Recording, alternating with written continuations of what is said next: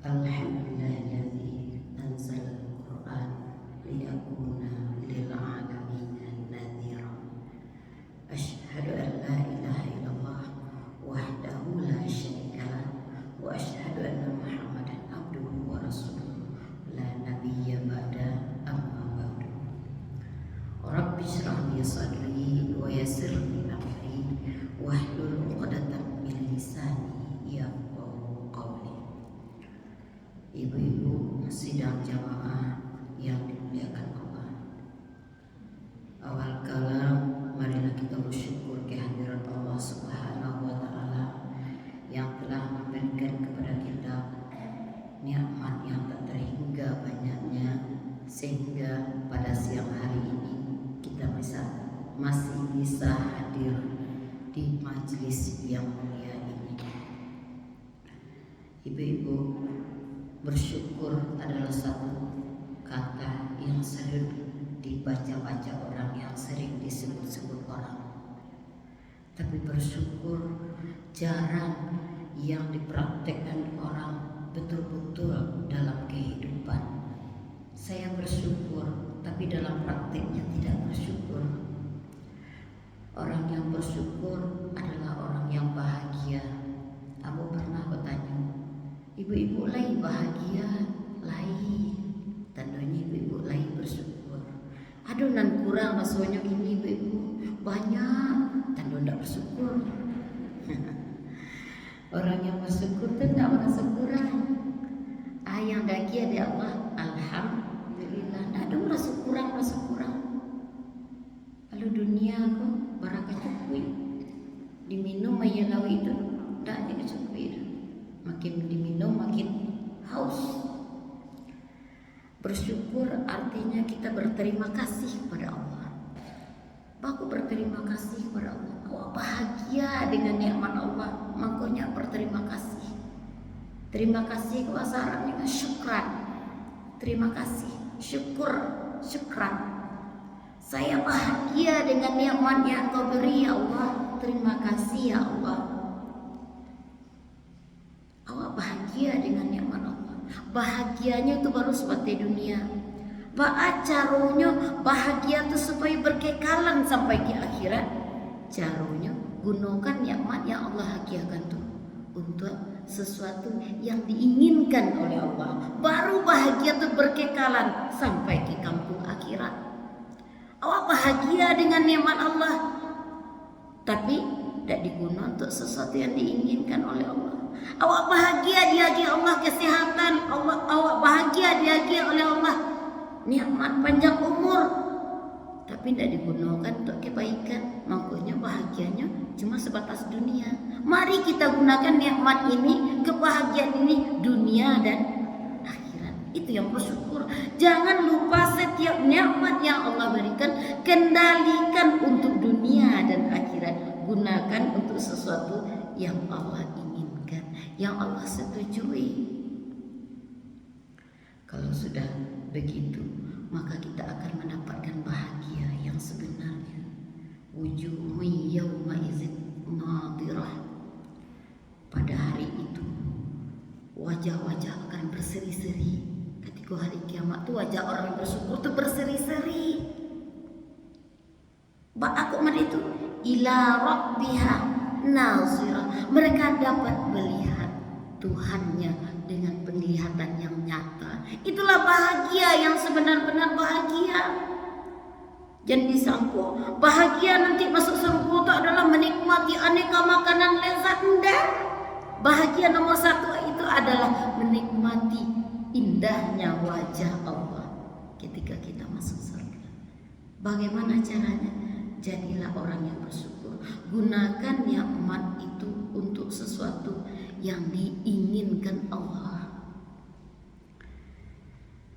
Salawat beserta salam kita kirimkan pada arwah junjungan kita Nabi besar Muhammad sallallahu alaihi wasallam.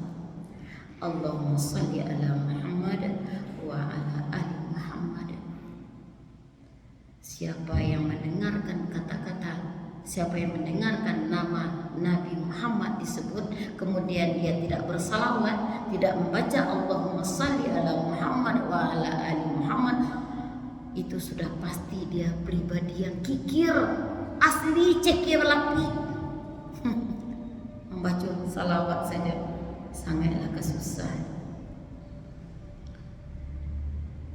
Ambo dulu ketika baru-baru beraja berceramah, ambo kecian ke mak ceramah sudah isa kan mak yuk rakaat nan ketiga rakaat nak kampet kancang jantung tong tong tong tong tong. Dia tuh beraja sering baru kecian mak baca salawat. Bah mak iya salawat itu tanam. Aku tanam salawat membawa ketenangan kepada hati. Salawat itu sebab yang kan disampaikan itu berasal dari Allah. Kemudian Allah kokohkan ke dalam pikiran, Allah kokohkan ke dalam hati. Dengan membaca salawat semakin kokoh dia, maka tenanglah awak ketika membaca. Oh iya hilang gigirnya. Dulu ngelitik. Begitu pula dalam keadaan resah gelisah, sadang tak sanang, sadang ada masalah, sering-seringlah baca salawat. Artinya kita menghadirkan Allah ke dalam hati. Mohon ya Allah, agialah rahmat Engkau ke dalam ya Allah supaya nak tenang hati. Itu makna awak membaca salawat. Salawat yang paling dicintai oleh Allah adalah 4 kalimat. Allahumma salli ala sayyidina Muhammad wa ala ali sayyidina Muhammad kama sallaita ala sayyidina Ibrahim wa ala ali sayyidina Ibrahim. Itu salawat yang paling dicintai Allah. Ada seorang mufti Mesir mengatakan, orang yang pernah membaca salawat 1000 kali, agak 1 kali saja, 1000 kali dalam 1 hari itu, 1 kali seumur hidupnya. Nanti ketika ajalnya menjemput, ketika nyawa akan berpisah dari badannya, maka akan dinampakkan kepadanya gambaran surga sebagai balasan amalnya.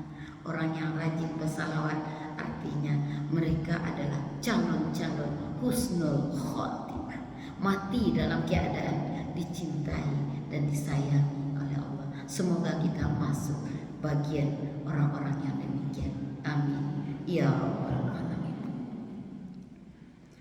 Ibu-ibu sidang jamaah yang berbahagia, pada hari ini kita berada pada tanggal 27 September 2023 bertepatan dengan 11 Rabiul Awal 1445. Kalau membaca bulan Rabiul Awal artinya awak sedang dalam suasana maulid Nabi.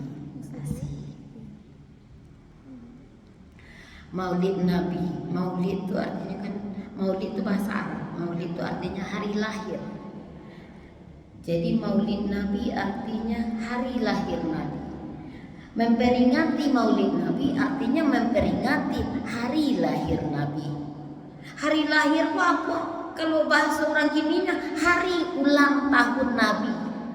Di mana-mana kini sedunia umat Islam memperingati hari ulang tahun Nabi. Masya Allah. Kok sedunia mana orang memperingati hari ulang tahun? Ibu-ibu ketika ulang tahun lagi diperingatinya orang. Ambo ulang tahun ambo 9 Januari. Itu yang takana paling anak ambo yang bertikonya. Orang di sebelah aku saya takana ya. Kecil anak ambo kaya. Ya, takana dia masuk ini ibu ulang tahun. Udah takana ya. Alun kok orang lain. Keluarga kontan sendiri tak takana. Anak-anak ambo takana. Beli coklat, beli wafer. Itu kan anak-anak aku yang karena ulang tahun wa tak ada diperingati orang terdekat masih tak takkan. Tapi Nabi Muhammad ulang tahunnya diperingati oleh umat Islam sedunia. Apa sebabnya? Sebab Nabi Muhammad itu manusia istimewa, manusia pilihan Allah. Banyak dalam diri Nabi Muhammad tuh yang patut diambil, yang patut dicontoh. Makanya ketika peringatan Maulid Nabi yang dikaji orang apa? Sifat-sifat teladannya, keagungan perangainya yang dikaji. Kemudian apa urulan kaji. Itu makanya ulang tahun Nabi diperingati oleh umat Islam sedunia. Dalam Al-Quran Allah telah berfirman, Bismillahirrahmanirrahim. Laqad kana lakum fi Rasulillahi uswatun hasanah. Sungguh telah ada pada diri Rasulullah itu contoh teladan yang baik. Liman kana yarjullaha wal yawmal akhir, bagi orang-orang yang mengharapkan keridhaan Allah dan kebahagiaan hari akhir. Wa dzakarallaha katsira, lalu mengingat Allah banyak-banyak. Ibu-ibu sidang jamaah yang berbahagia, Nabi Muhammad itu uswatun hasanah, artinya contoh teladan yang baik. Apanya saja yang patut dicontoh, segalanya, tindak tanduknya, perkataannya, perbuatannya, tindakannya, semuanya patut dicontoh. Kejujurannya, lemah lembutnya, semuanya. Nabi Muhammad itu akhlaknya dikagumi. Bukan hanya dikagumi kawan, tapi juga dikagumi lawan. Pernah ada yang bertanya kepada kafir Quraisy, bagaimana akhlak Muhammad itu? Jawabannya, akhlaknya rancang. Sejak kita tidak ada, kita Allah jecila perangainya dong. Itu apa jadi masalah di kalian? Yang jadi masalah di kami agama barunya, yang akhlaknya tak bermasalah. Ketika ditanya kepada Abu Lahab, wahai Abu Lahab, kenapa engkau tak mau mengikuti ajaran Muhammad? Apakah Muhammad seorang pendusta? Apa jawaban Abu Lahab? Enggak, Muhammad tidak pendusta loh. Cuma agama yang dibawanya nandutu. Kemungkinan masuk akal. Orangnya tidak pendusta orang, tapi ajarannya nandutu. Orang yang jujur membawakan berita yang bohong, tak mungkin, tak masuk akal. Pernah pula seorang kaisar Romawi bernama Kaisar Heraklius bertanya kepada kafir Quraisy yang bernama Abu Sufyan. Kaisar Heraklius, wahai Abu Sufyan, bagaimana perangai Muhammad sepengetahuanmu? Abu Sufyan, perangainya sangat bagus. Lalu kenapa orang-orang kafir Mekah itu menentang ajarannya? Perangainya rancang. Cuma kami tidak suka agama barunya, cuma itu. Kaisar Heraklius, padahalnya beragama Nasrani, agama Kristen, kecilnya. Oh, kalau mau itu ceritanya, yakin nambah sakit hari lain Islam kok akan tersebar luas. Kalau bantu itu pribadi, kalau ndak ada celahnya lah, pasti ajarannya akan berkembang luas. Itulah diramalkan oleh Kaisar ratusan tahun yang lalu. Ibu-ibu sidang jemaah yang berbahagia,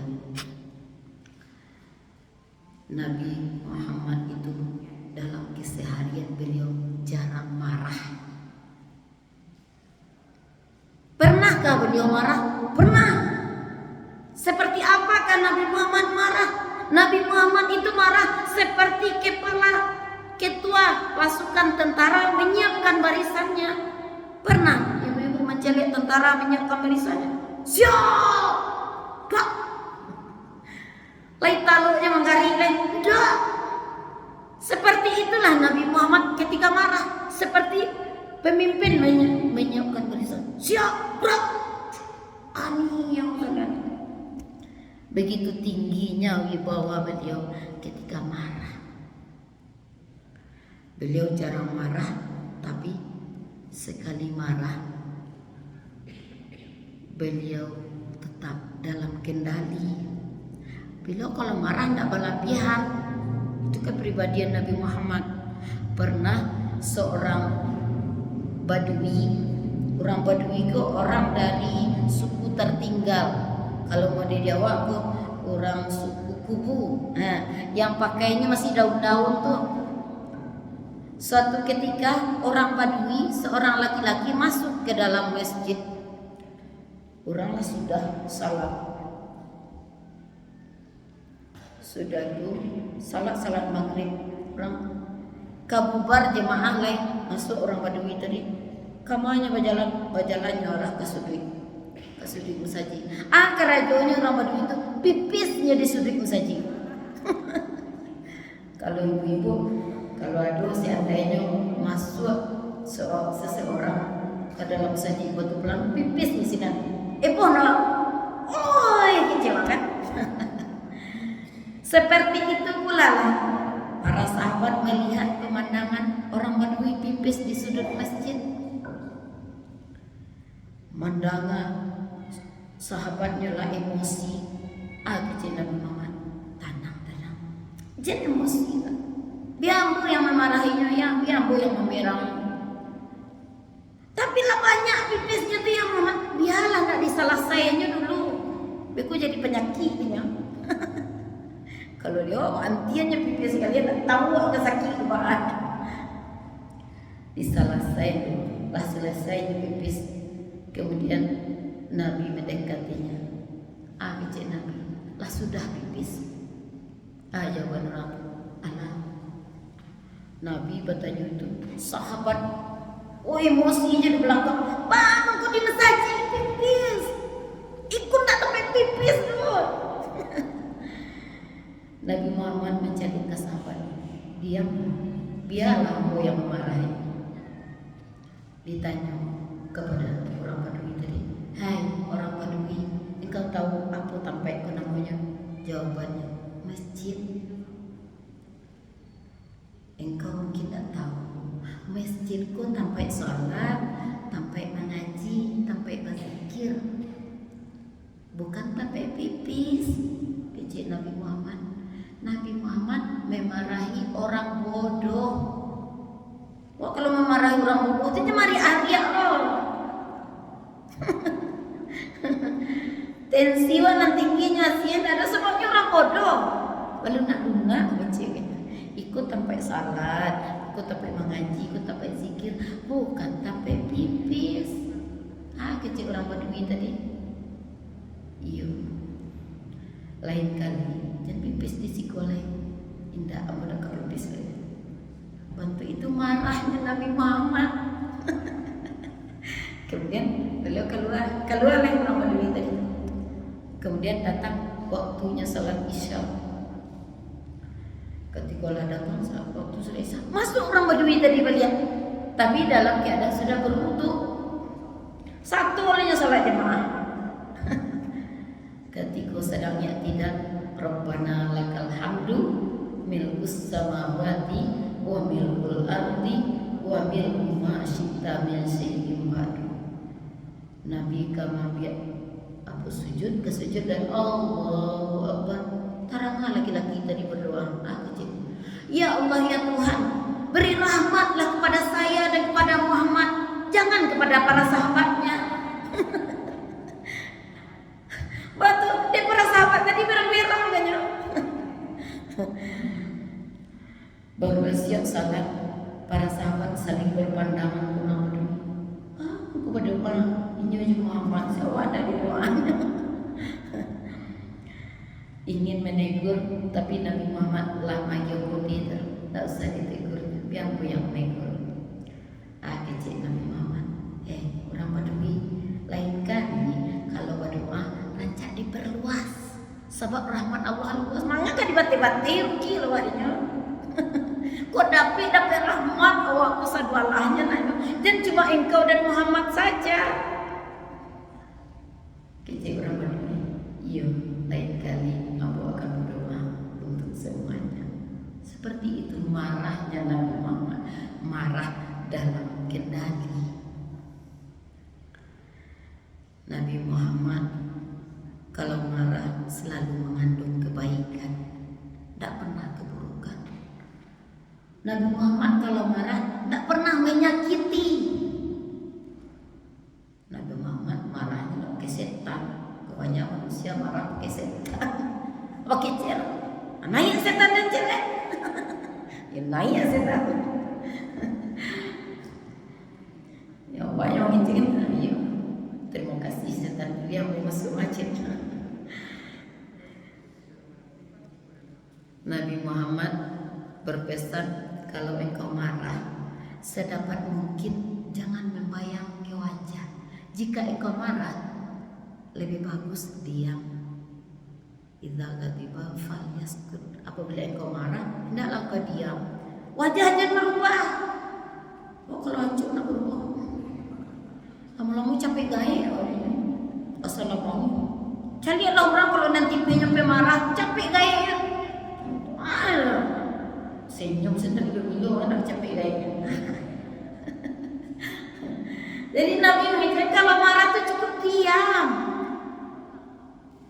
Tidak usah berubah wajah.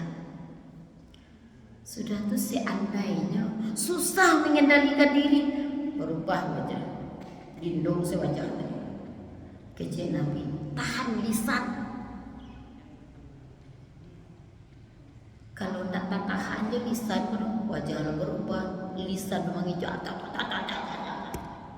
Orang kalau marah kok lebih sakti yang hanya pada penceramah. Tak ada koma.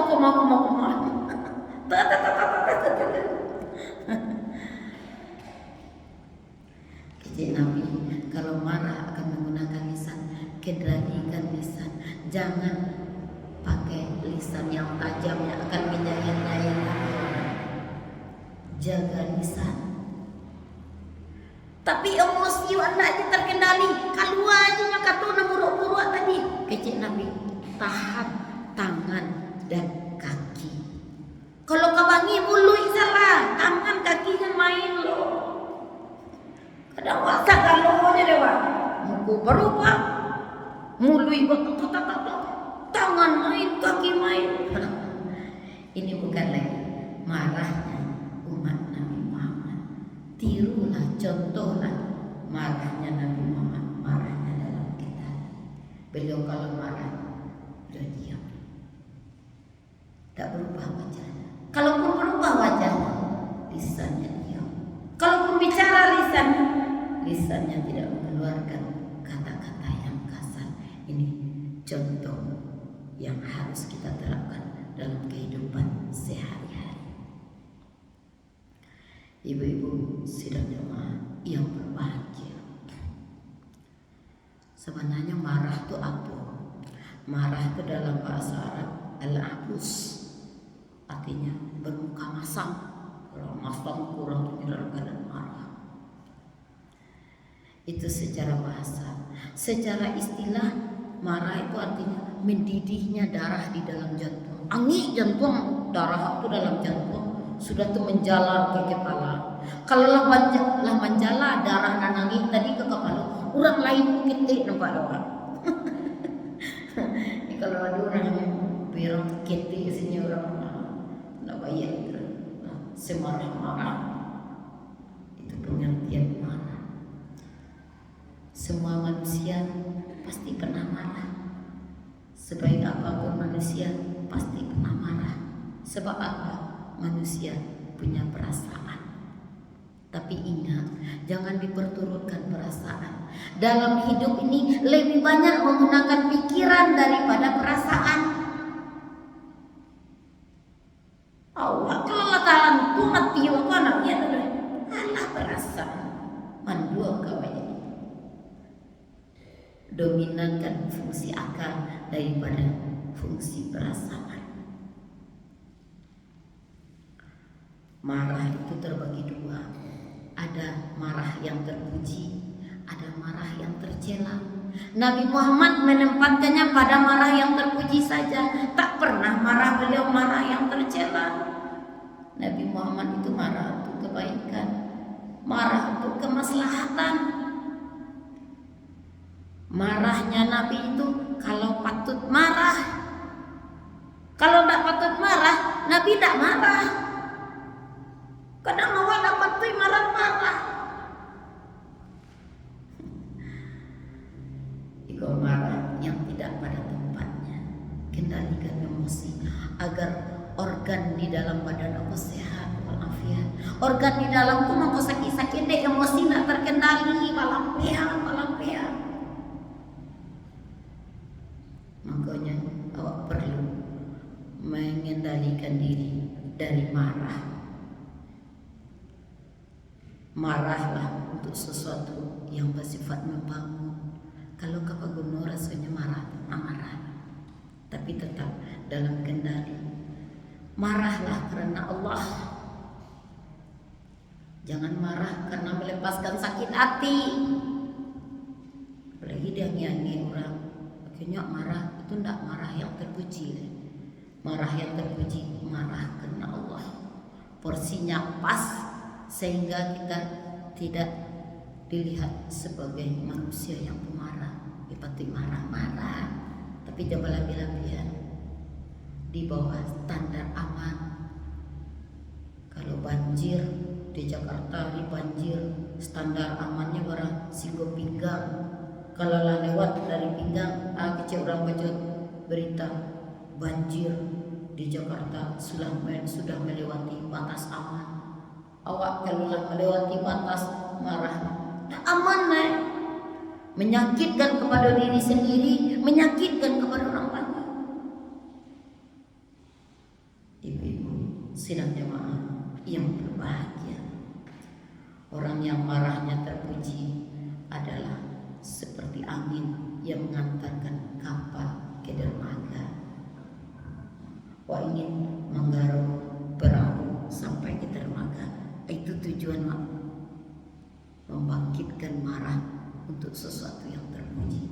Awak marah kepada anak awak, tapi marahnya untuk kebaikan. Awak marah kepada orang lain, tujuannya untuk kebaikan. Jangan sampai marahnya marah yang tercela. Bagaimana marah yang tercela? Marah yang tidak terkendali. Marah dalam kendali setan berdampak buruk pada lahir dan batin. Marah yang tercela ini biasanya melukai. Oh, hati-hati kalau marahnya sampai melukai hati orang. Kalau lah dilukai hati orang, kailuknya banyak susah. Luko di dalam, luko di luar beda. Kalau luko di luar agak seminggu, 10 hari habis. Tapi luko di dalam lama. Hati-hati ketika marah. Stabilkan akal, logika. Aku ya patuh sebegitu kerasnya, sebegitu kasarnya. Kata yang sudah keluar dari mulut kita tidak sama dengan seperti tulisan. Tulisan kalau lah tertulis kok bisa dia punya tip X. Kalau kata nana keluar panganan tip X-nya. Tip X. Kata yang keluar dari mulut bukanlah tulisan yang bisa ditip X. Jangan putuskan silaturahmi gara-gara kita pemarah.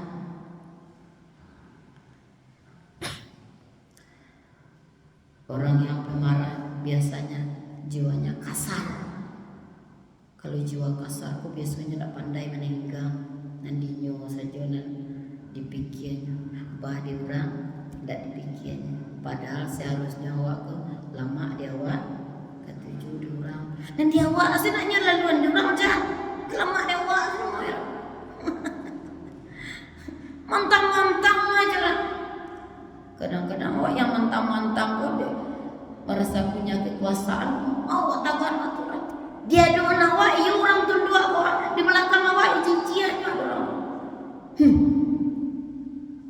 Dapat tuh apanya.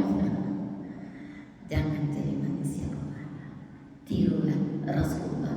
Beliau marah, beliau tetap dalam kendali.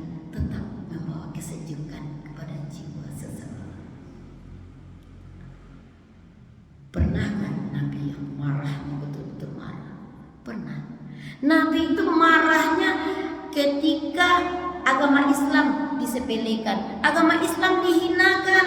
Tapi kalau dirinya yang dihinakan, dia tidak marah. Hinakanlah, kamu manusia biasa. Tapi kalau Islam baru marah. Kalau awak dihinakan orang sekitar, nanya sekali jago, ya kan? Nabi Muhammad pernah dalam suatu peperangan, panglima perang Islam sedang saling adu pedang dengan musuh. Ketika pedang musuh tadi terlempar jauh, maka kecil panglima perang, saatnya aku penggal lehermu.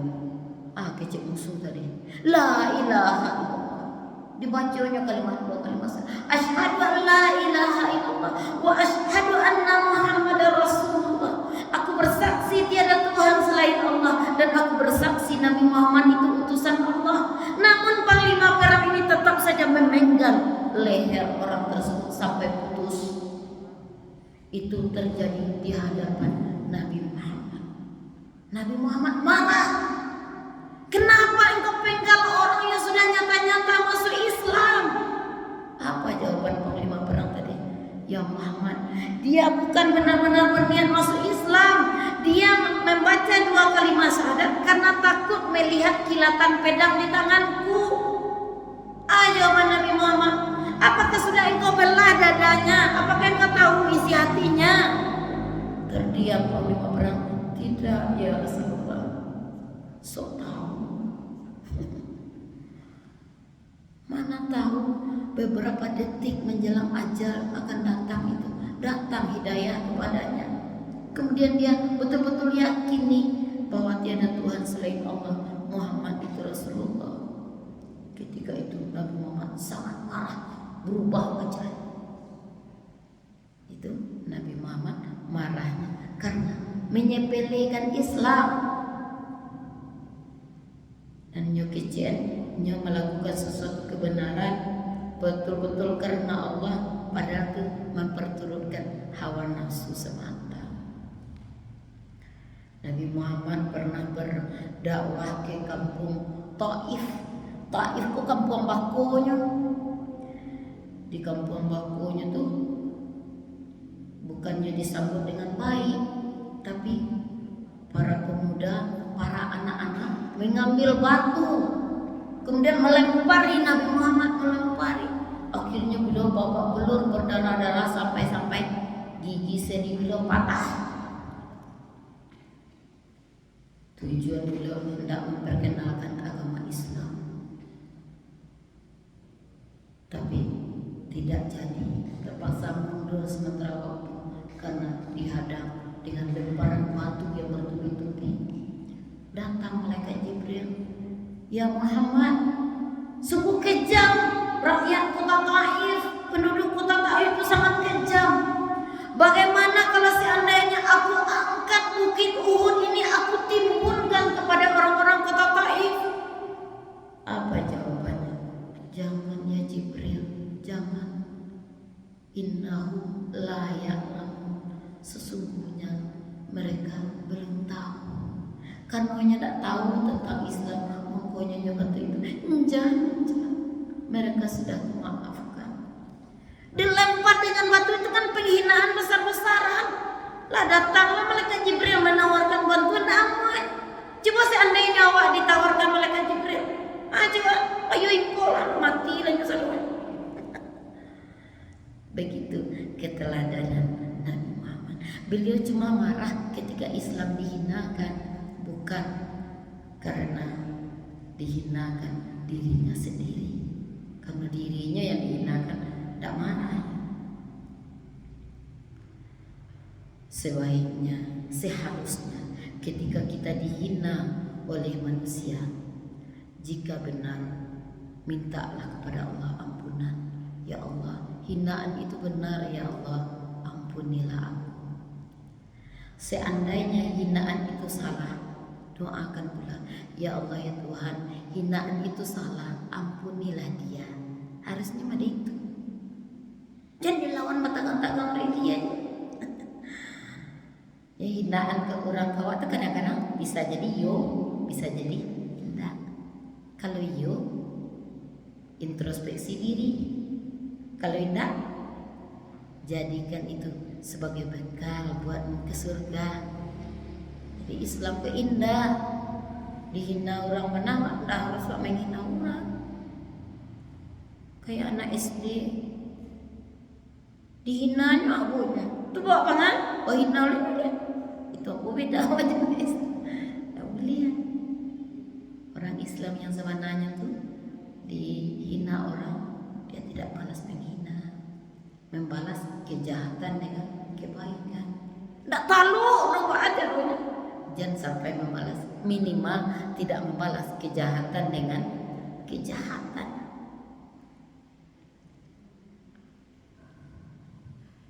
Ibu-ibu sidang jemaah yang berbahagia, ada beberapa sebab manusia mempunyai suku pemarah. Apa penyebab manusia jadi pemarah? Yang pertama, karena sifat suka berdebat, suka cakap muncuang. Engkau nyurang, engkau lenyuak, engkau nyurang, engkau lenyuak. Kalau ndak kau kayong pasambui nak sana ngatiwa. Isia nanti diam tu nang kalah, kan ikut. Karena suka berdebat, makanya manusia jadi pemarah. Hilangkanlah sifat berdebat. Tak usah ada debat-debat tu, cakap-cakap muncul tu. Apalagi orang yang di debat tu, orang yang ilmunya tidak sepantaran juga. Jadi orang tu ilmunya rendah, melawannya juga. Wah rajin ke surau. Orang tu tidak pernah ke surau. Tapi tiba bercakap muncul, kau lawan lu jadi. Bedanya mana rajin ke surau, tidak ke surau. Asal. Kan tak ada artinya awak yang punya ilmu dengan yang tak punya ilmu. Harusnya beda. Takkan mungkin sama orang yang punya ilmu dengan orang yang tak punya ilmu. Imam Syafi'i mengatakan, aku bila berdebat dengan orang bodoh, biasanya aku akan banyak diam. Orang bodoh majak awak berdebat, jangan yang saya. Kalau lawan orang tu berdebat sama bodoh aja orang tu. Itu yang menjadikan awak pemarah. Dia kejalin ada malam. Dia merasa lebih, akhirnya datanglah sifat takabur, merasa besar. Oh, ada yang buih-buihnya di setan takabur. Ketika sudah datang sifat pendebat, kemudian kita merasa pintar, merasa begini, lebih begitu. Itu ketika awak lain bukan manusia bangsa manusia, melainkan manusia bangsa setan. Jadi lawan-lawan orang berdebat, apalagi orang bodoh. Ada benar orang pun lain sepantaran juga, tapi sifatnya suka berdebat, jadi lawan. Kebanyakan debat itu mengeruhkan hati, mengeruhkan pikiran. Kumoy si kepala kerja, kumoy si hati. Berdebat. Kalau bisa tiba di rumah, lampias belok anak-anak. Emosi kena tinggi kali. Orang berdebat, itulah sebabnya dia menjadi manusia yang pemarah. Kata Imam Syafi'i, singa yang pendiam lebih disegani, lebih dihormati ketimbang anjing yang suka menggonggong. Mana takut orang ke singo pada wow. Takut orang ke singo, pada singo tu tanah tak menggonggong. Wow boleh menyala-nyala kecil orang batu. Wih. Artinya awak dengan banyaknya diam meninggikan wibawa itu, memelihara diri dari dosa, dari maksiat. Tapi raja banyak diam, jangan suka berdebat-debat. Karih bana orang tu harus makan. Turuin loro tadi iyo jadi iyo. Sehingga awak tak berdebat. Tiba orang yang berdebat, suka berdebat yang merasa berkuasa. Kalau harus mangko ceknya, kalau lah dapat turuin tadi tu hilang belakang tenang. kalau lawan wak sunsang akhirnya jadi perdebatan. Jangan pernah melayani manusia yang suka pertentangan, perdebatan, pertengkaran. Karena orang yang pendebat biasanya cenderung menyakiti. Orang yang suka berdebat biasanya wataknya keras, kasar, kemudian egois, ingin menang sendiri, serta angkuh. Jadi jangan pernah bergaul terlalu akrab dengan orang-orang yang suka berdebat, orang-orang yang suka cakap mencuang. Tidak usah dilayani. Itu sebab pertama manusia itu jadi pemarah. Dan kedua sebab manusia jadi pemarah karena dia menutupi kesalahan. Dia menutupi kesalahan diri sehingga menjadi pemarah. Awak yang tak pandai menari di kitchen lantai nama jengke, buruk muko camin di bala. Awak nembus buat tapi tak sadari bahwa kurang dan nembus buatnya awak nembus buat. Ikut orang yang marah untuk menutupi kesalahan, pada kesalahan dalam dirinya. Orang yang marah untuk menutupi kesalahan diri adalah orang-orang yang berjiwa kerdil. Sungguh pun orang tadi berpangkat tinggi, tapi kalau marah untuk menutupi kesalahan, sebenarnya berjiwa kerdil. Jiwanya anak-anak, badannya senang dewasa, dan di dalam itu anak-anak. Kedua lawannya semua jadi anak-anak. Jangan pernah melawan orang yang suka menutupi kesalahan. Kawan naik darah jadi pemarah. Kemudian sebab manusia jadi pemarah adalah karena suka bergurau. Bergurau kemana? Bagara-gara. Bulia bagara-gara dalam pergaulan, bulia.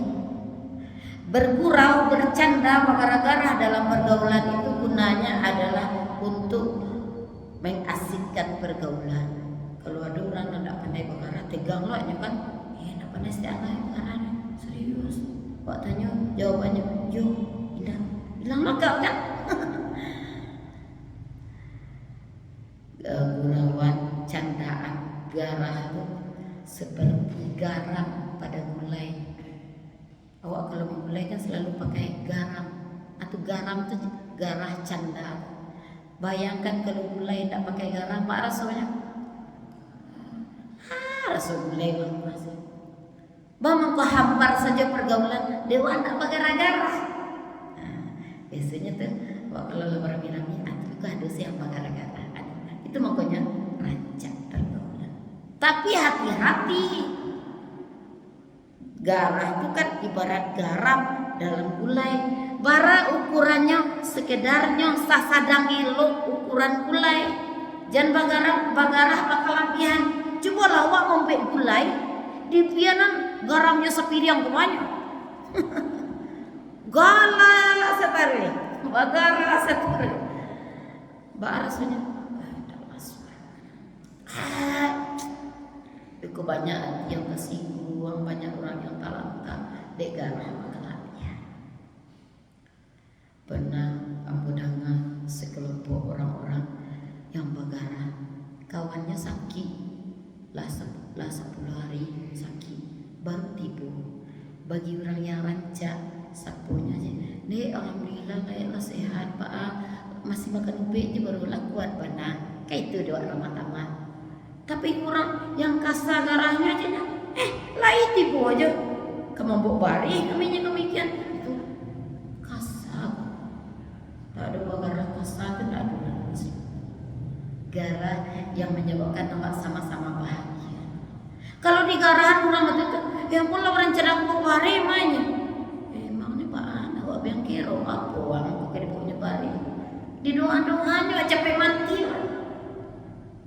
Itu garah yang sudah melewati ukurannya. Samunya mabian orang sepi dan orang.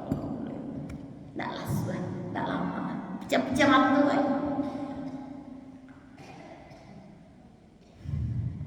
Orang yang banyak garah, terlalu banyak banyak garah, terlalu banyak canda.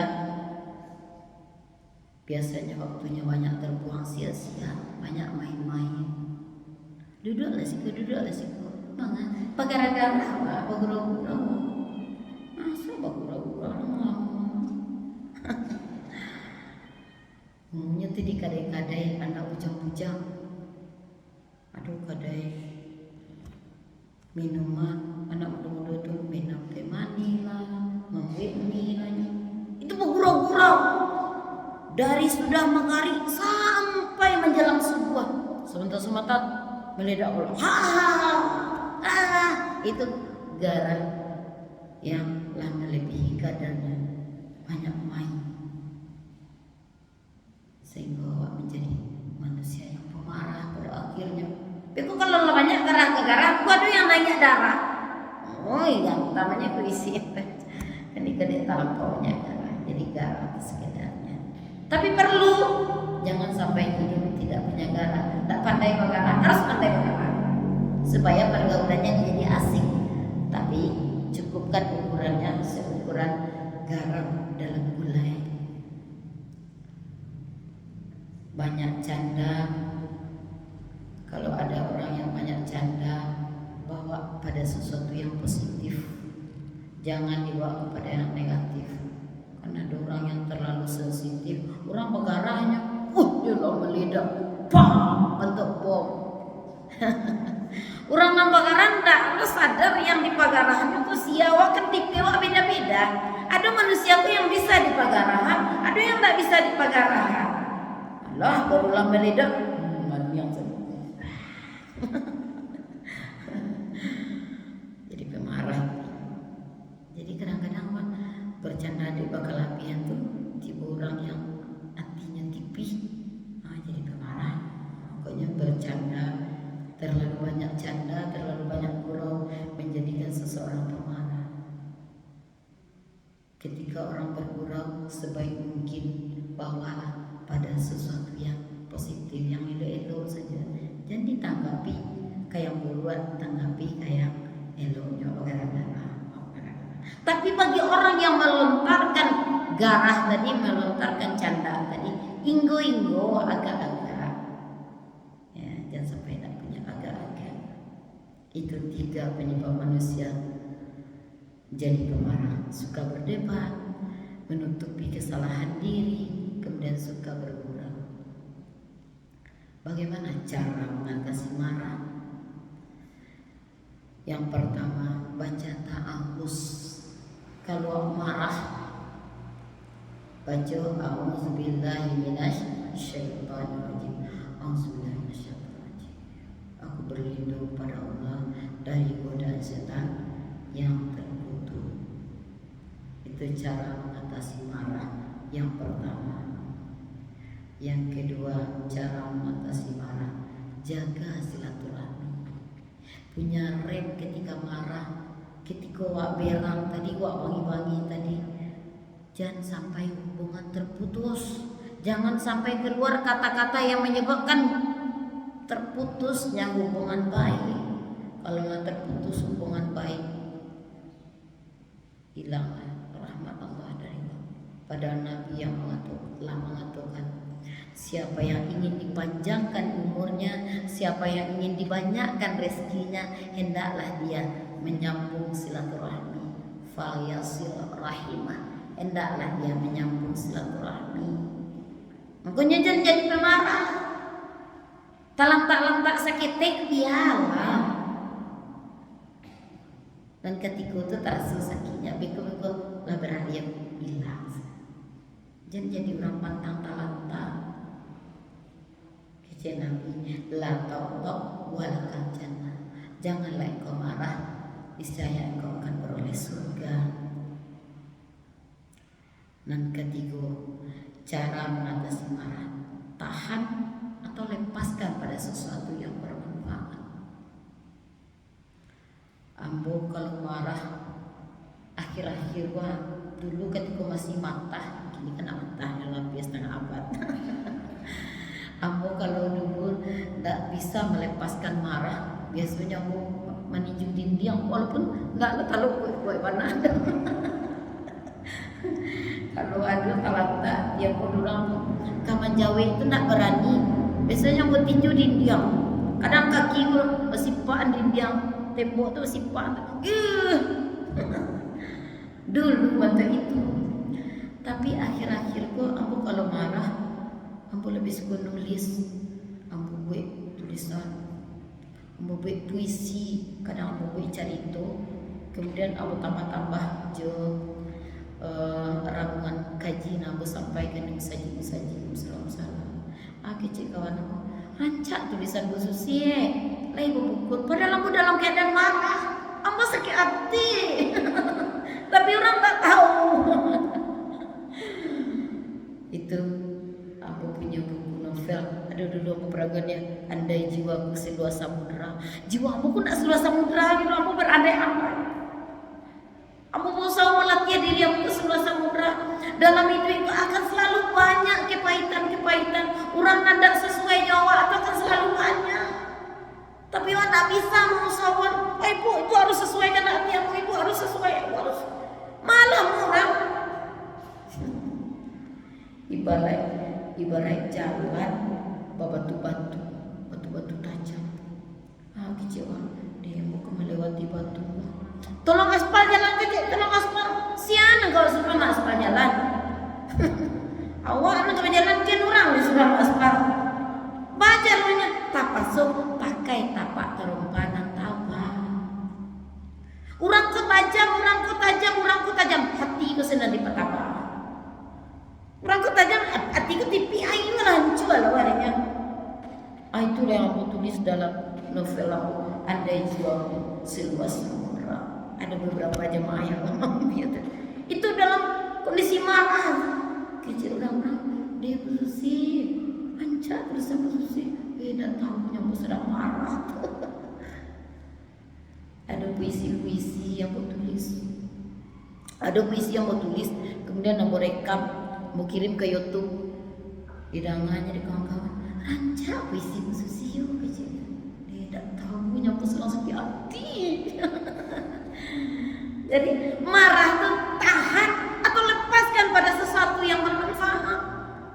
Kadang-kadang orang yang mendengar puisi yang itu kecilnya, mungkin puisi Susiku tentang ambo. Kalau marah silakan marah. Dan jadi ambo melahirkan sebuah karya seni. Tahan marah itu, terlepaskan pada sesuatu yang bermanfaat. Dulu apa ketika ambo SD kalau mengadu, Pak, jangan tu jahit Pak, jangan tu jahit. Kecap apa? Orang jahit itu jadi lawan. Orang jahit itu semua orang gilo kecap. Kalau lawan lu gilo lu adanya. Ada mak kamu nak melawan orang jahit. Di pasan apa pun, kan itu orang jahit itu orang gilo. Kalau nyanda gilo tak jahit. Salah satunya menahan amarah, tahan atau lepaskan pada sesuatu yang bermanfaat. Alhamdulillah kini berkumpul 9 buah novel, puisi 8. Itu melepaskan amarah. Sesuatu yang aku olah. Terlebih dengan menyampaikan pengajian musik saja menjadi referensi bagi aku untuk menyampaikan puisi, menuliskan puisi.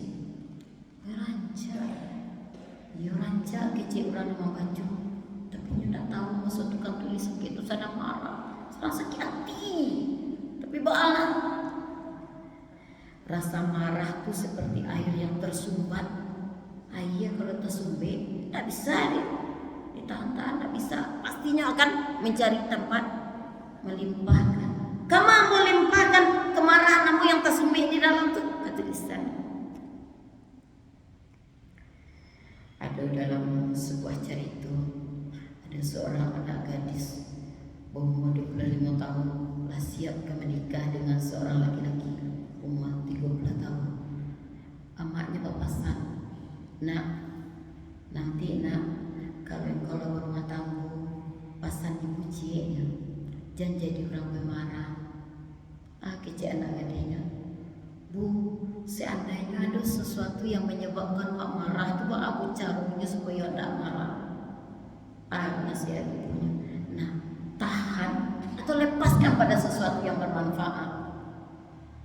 Nek payah tuh. Ndak payah dong.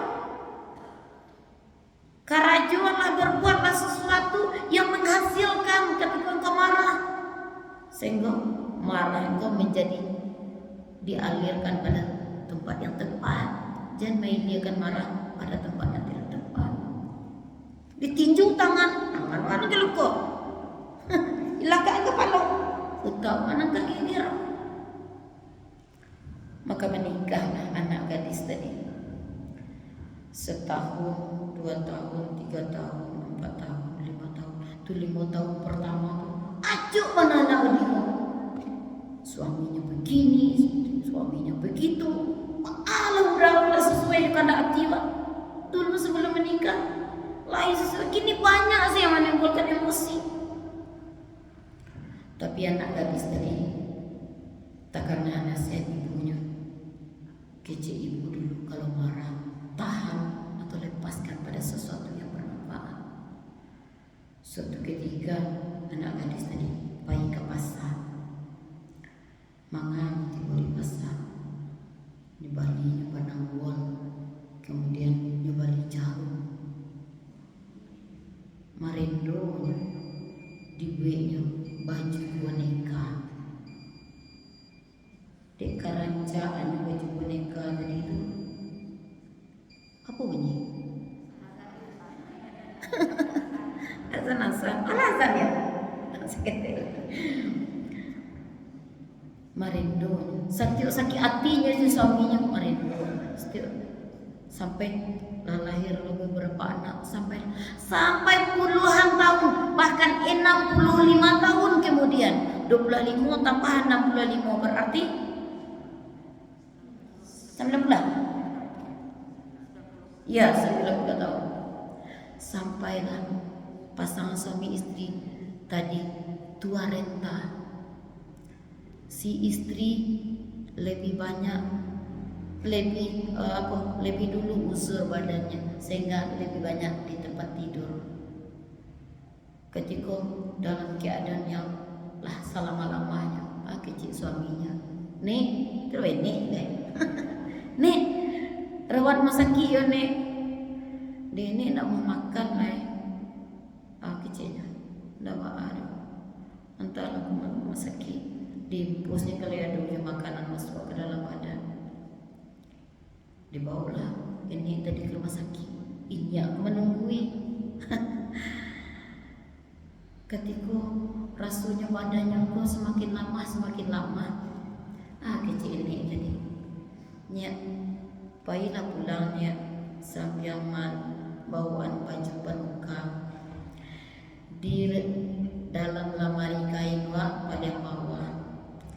Ada kotak triplek sudah tuh pakai gembok, kunci gembok tuh di bawah kotak tuh, bukalah kotak tuh, isinya ya pahilah pulang, calialah pahi lainnya tadi pulang, dibuka kunci gembok tadi, rupanya apa di dalam kotak tadi, pitih 950 juta. Tambah hasil jarum boneka tadi kesisa dulu. Tercangang minyak tadinya bawa ke rumah sakit kota tadi. Nik pitiah nik sebanyak rumah.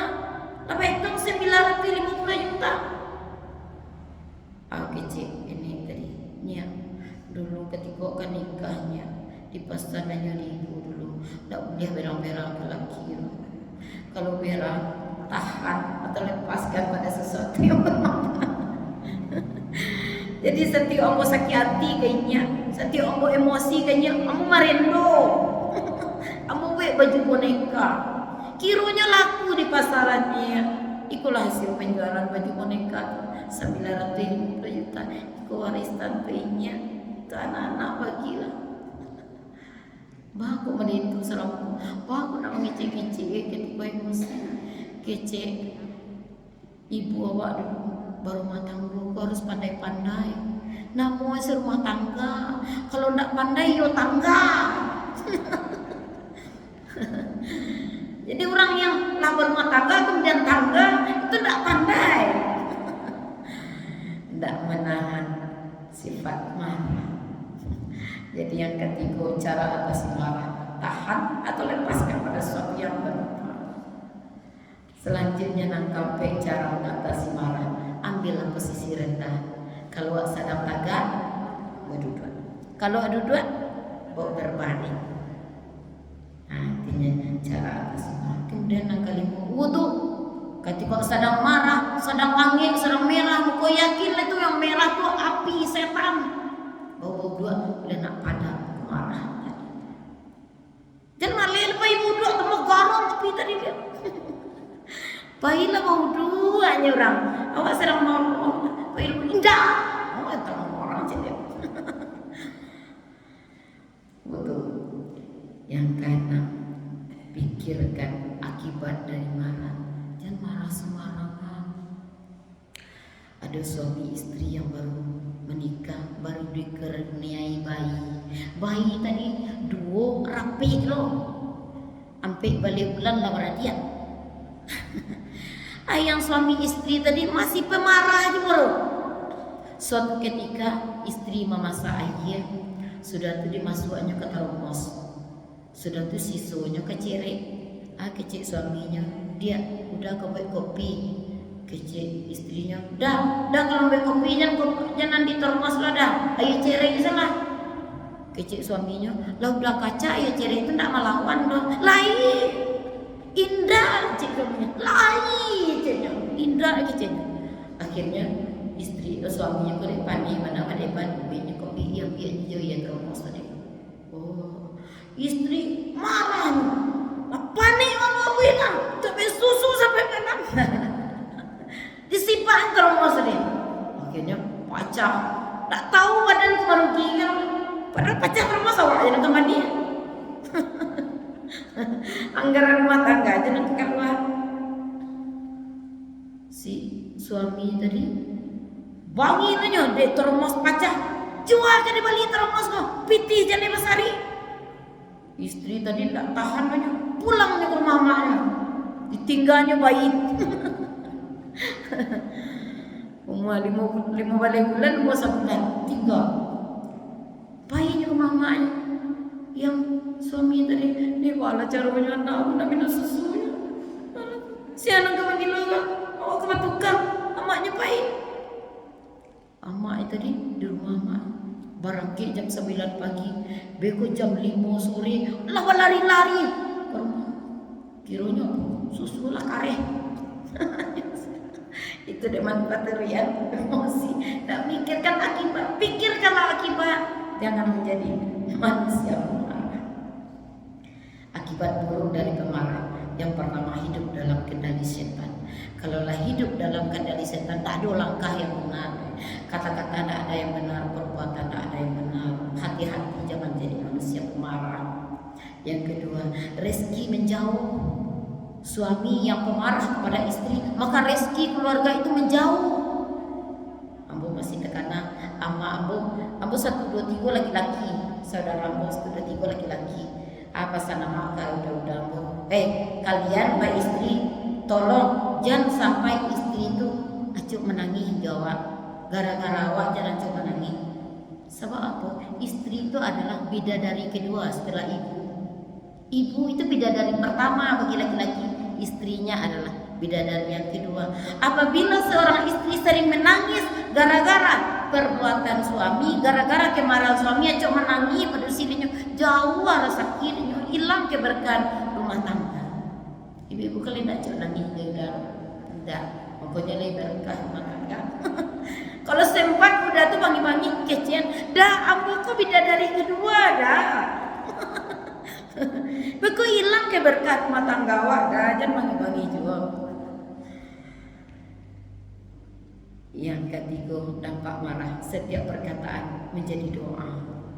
Ada orang yang marah menyebutkan sesuatu yang buruk, itu menjadi doa. Jangan seperti itu.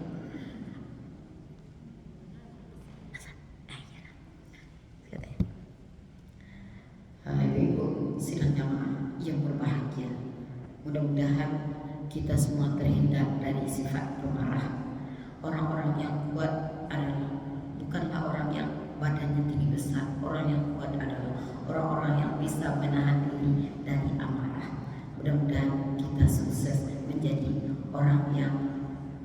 pribadi yang tidak pemarah. Usikum wa iyaya taqwallah faqad faza muttaqun. Wabillahi taufiq wal hidayah. Wassalamualaikum warahmatullahi wabarakatuh.